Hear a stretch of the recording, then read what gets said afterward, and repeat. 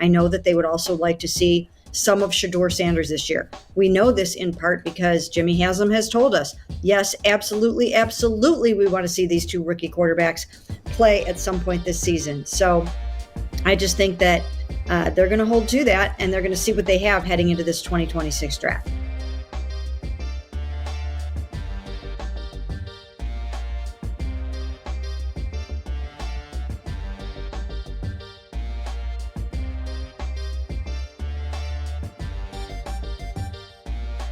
Mary Kay Cabot, the Hall of Fame reporter, just dropped a bombshell. Jimmy Haslam himself has demanded that the Browns play both rookie quarterbacks, Dillon Gabriel and Shedeur Sanders, at some point this season. I feel like everybody feels like, they should be on the team. And if you ask anybody on the team, would they? And that changes everything. If you're a true Browns fan, smash that like button, hit subscribe, and if you believe in Shedeur Sanders, drop SS 100% in the comments right now. Because what I'm about to tell you is not just another football debate. This is a revelation straight from the top of the Cleveland Browns ownership. This isn't just about Joe Flacco's arm. This isn't just about Kevin Stefanski's playbook. This is about ownership. If Joe Flacco is winning football games and the Browns are winning games and he's a reason for that, he will keep his job. Stepping into the locker room and declaring the future starts now. The shockwave from Haslam's mandate. When Mary Kay Cabot spoke those words, yes, absolutely, absolutely, we want to see these two rookie quarterbacks play this season. It wasn't just reporting. It was a shot fired across the bow of the NFL. Think about what that means. Joe Flacco, the 40-year-old Super Bowl champion, the man tasked with guiding this franchise through the chaos of an opening stretch against powerhouse offenses, his job is insecure. Not because of interceptions, not because of sacks, not even because of his age. His job is insecure because the man writing the checks doesn't just want stability, he wants a showcase. Jimmy Haslam wants Shedeur Sanders on the field. That is not a rumor. That is not speculation. That is a direct ownership order. And if you understand NFL politics, you know this. When ownership speaks, everything else bends. Coaches may talk about competition, general managers may talk about development, but when the billionaire at the top makes it clear what he wants, the only question left is when. Now let's talk about Joe Flacco. At 40 years old, Flacco is both a symbol of hope and a symbol of fear. On one hand, he's experienced, steady, a quarterback who has stared down playoff pressure and beaten legends. On the other hand, Mary Kay Cabot laid it out: turnovers. In his last 4 starts with Indianapolis, Flacco had 9 turnovers. 9! That is career suicide in today's NFL. Mary Kay said it plainly: if Flacco is turning the ball over, that's it. The leash is not long. The Browns will turn the offense over to Dillon Gabriel. But here's the twist. Even if Flacco is winning, Haslam's order hovers in the background like a shadow. If the Browns stumble, Flacco is gone. If the Browns hover, the pressure mounts. If the Browns succeed, then Cleveland has the greatest quarterback controversy in the NFL. Because Shedeur Sanders is not just a rookie quarterback. He is a movement. Let's look at it the other way, Mary Kay. I'm curious because of what you said about Dillon Gabriel. Could we be talking if they start 0-3? Could you see him by game 4? Could it happen that quick? I suppose it's possible. If they feel like they aren't going anywhere with Joe, and that if he can't get it turned around and it isn't going the way that they want to, then I do think that they would turn it over to Dillon sooner than later. They really, really like this young man, and I don't think they've even really let on about how much they like him. Dillon Gabriel, the quiet favorite. Mary Kay made another stunning point. They really, really love Dillon Gabriel. That wasn't casual. That wasn't vague. That was deliberate. The Browns see something in Gabriel that the public doesn't. His processing, his decision-making. His size may be a question mark, but his brain, his instincts, and his quick reads have already impressed the coaching staff. And so we have a dangerous dynamic. Gabriel is the quiet favorite inside the building, while Shedeur is the cultural favorite outside of it. Fans chant for Shedeur. Ownership demands Shedeur. But the coaches whisper about Gabriel. This is where the Haslam factor becomes nuclear, because it means Stefanski isn't just coaching football, he's coaching politics. If he benches Flacco for Gabriel, the Riot fans riot because Shedeur is sidelined. If he jumps straight to Shedeur, he undercuts the very guy his staff really, really loves. Either way, the storm builds. Shedeur Sanders, more than a quarterback. Okay, because if you think Shedeur Sanders is just another rookie quarterback, you haven't been paying attention. Shedeur brings something to Cleveland that Gabriel doesn't, that Flacco doesn't, that even Deshaun Watson didn't. He brings cultural gravity.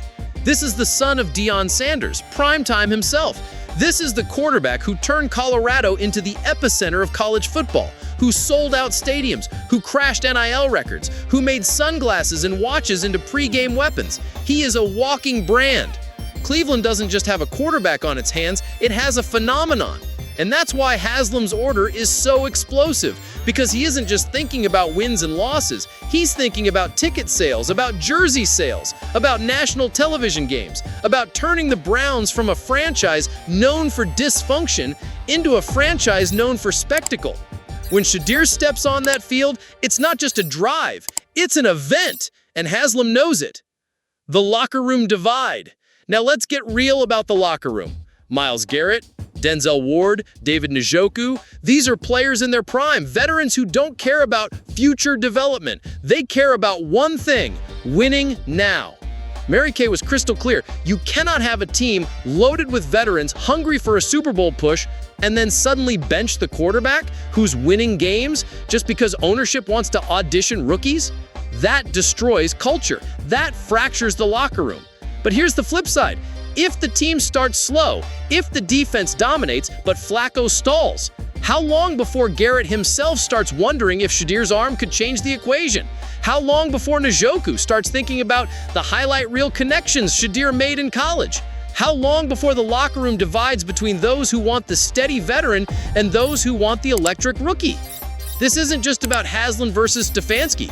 This is about veterans versus rookies, stability versus spectacle, patience versus pressure. Now think about the schedule. Mary Kay suggested something subtle but deadly. If the Browns start 0-3, Gabriel could be the starter by week 4. That means Flacco has 3 games to either win or be erased. 3 games to hold off not 1 but 2 rookies breathing down his neck. 3 games to prove that a 40-year-old can still be the future in a league obsessed with the next big thing. And if the Browns go 2-1 or 1-2 with sloppy wins, the pressure doesn't ease. Because Haslam's voice doesn't go away. His statement echoes, "We want to see the rookies play this year." That is not just a timeline, that's a countdown clock. Cleveland fans are not patient. They are passionate. They are loyal to a fault, but they demand fire, energy, and change. When Shedeur Sanders was drafted, social media lit up with Browns fans posting SS 100%. The hype was instant. The jerseys flew off shelves. And now what? Every interception Joe Flacco throws isn't just a turnover. It's fuel for the fan base to scream, "Put Shedeur in!" This is where the Browns face their most dangerous challenge, the court of public opinion.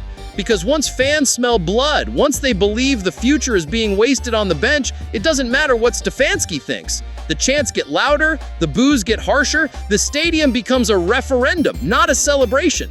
And that is when ownership steps back in. Because if Jimmy Haslam already wanted Shedeur on the field before the season began, imagine what happens when the dog pound demands it too. Don't underestimate the national stage. The NFL is a league of storylines, and right now the biggest storylines are Caleb Williams in Chicago, Shedeur Sanders in Cleveland, and whatever disaster is unfolding in Dallas.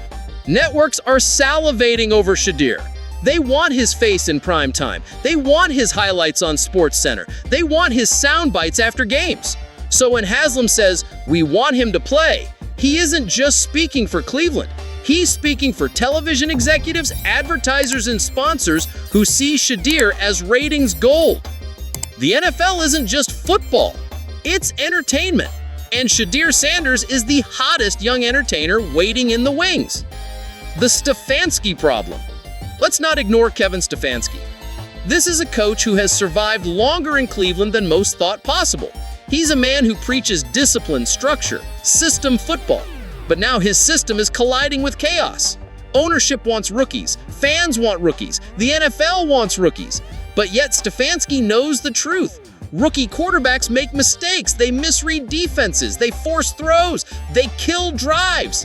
Playing Shedeur or Gabriel too early could implode a playoff push. So Stefanski is trapped. Play the veteran and risk being labeled as holding back the future. Play the rookies and risk throwing away wins. Either way, he risks his job. This isn't just about football anymore. This is about survival. The future written in stone. So let's lay it out clearly. If Joe Flacco wins and the Browns are in playoff contention, he stays, but the countdown clock still ticks in the background. If Joe Flacco falters, Dillon Gabriel gets the first shot.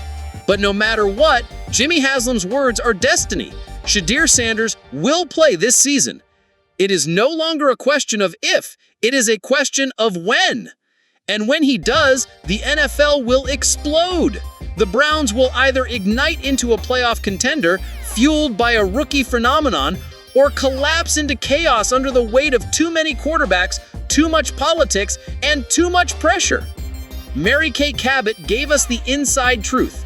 Haslam himself wants Shedeur and Gabriel on that field. Joe Flacco's leash is short. Gabriel is the coaching staff's quiet favorite, and Shedeur Sanders is the cultural storm waiting to hit Cleveland. The question isn't who should start. The question is, how long can the Browns resist the inevitable? If you're ready for Shedeur Sanders to take over the Browns, smash that like button, subscribe for daily updates, and comment SS 100% to let everyone know you believe in the future. Because the Shedeur era isn't coming someday. It's coming this season.